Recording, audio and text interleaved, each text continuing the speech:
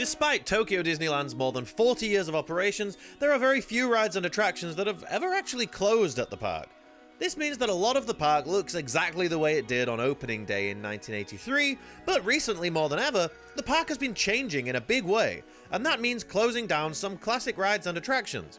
While some of these are completely gone, Disney Imagineers have found some clever ways to remember these past attractions, such as these little paint blobs in the queue for a Minnie Mouse meet and greet that are shaped like the ride vehicles for two rides that it replaced. In other places though, buildings have simply been left abandoned, hiding in plain sight in the third most popular theme park in the world. So, which rides have gone, what remains of them, and what are the clever nods the park have left for these forgotten rides?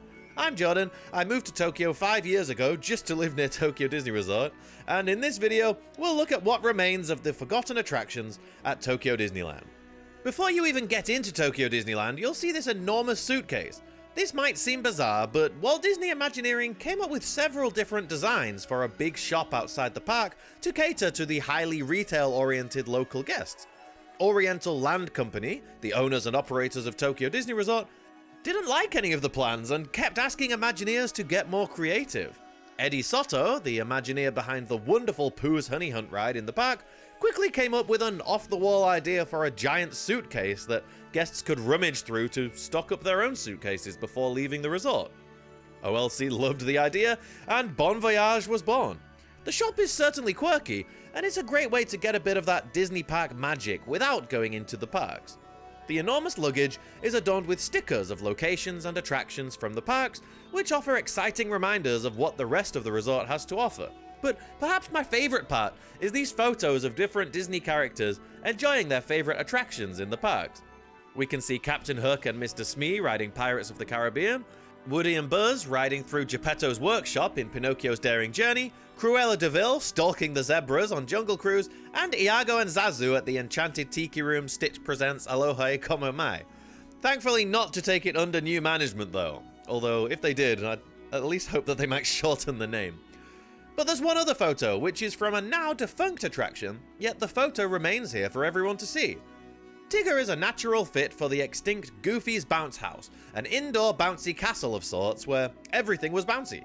The attraction was difficult to keep safe, so in 2012, Goofy renovated the inside of his house to make it less bouncy. But now he needed some help to paint it, and thus Goofy's Paint and Play House was born. But thankfully, Tigger seems perfectly happy to be bouncing in his own ride next door.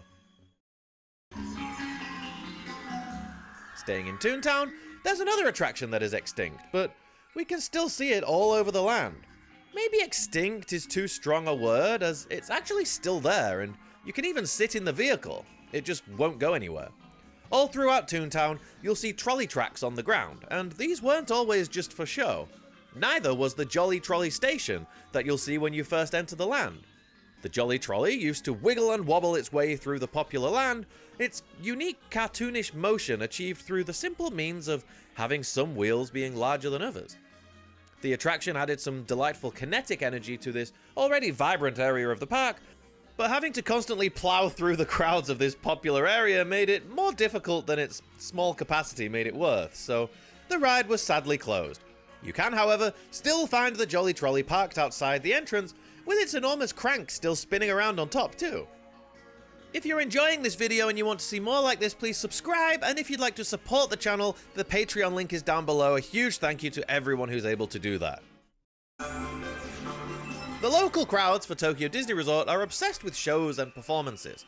Sadly, since COVID, these have taken a major hit, but even long before that, there used to be several stages around the park that are no longer there. There was one in Adventureland, which was replaced a long time ago, and when the park opened in 1983, there was no Alice's Tea Party ride, but there was a stage built into the It's a Small World facade. Fittingly, there would be performances of world music with the traditional dances done in their respective costumes. Whilst this seems like a great way of using the facade, I can't imagine them doing something here now, as it's already one of the busiest parts of the park. Fitting a stage here seems insane, and especially when you imagine that there would be so many people stopping there to look at it.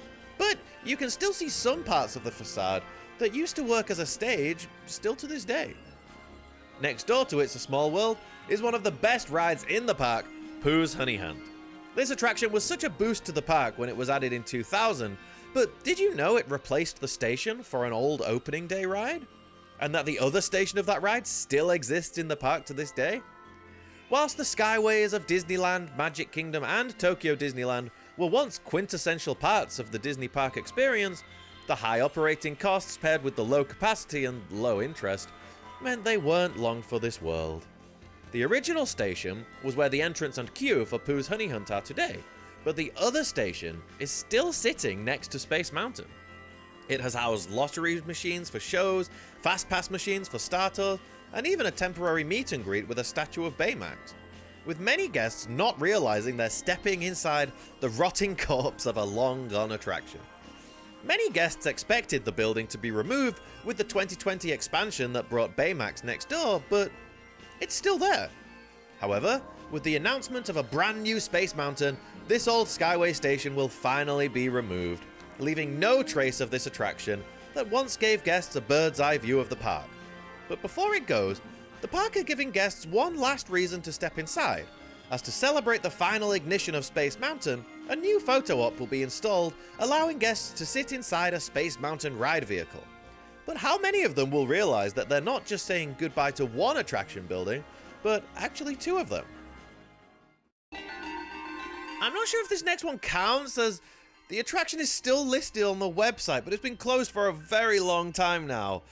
The Swiss Family Treehouse opened with the park back in 1983 and has stayed the same ever since. And it's still sat right there, but it hasn't been open for 3 years now. And I know what you're thinking. You're thinking, okay, it was a post-COVID thing and then it never reopened.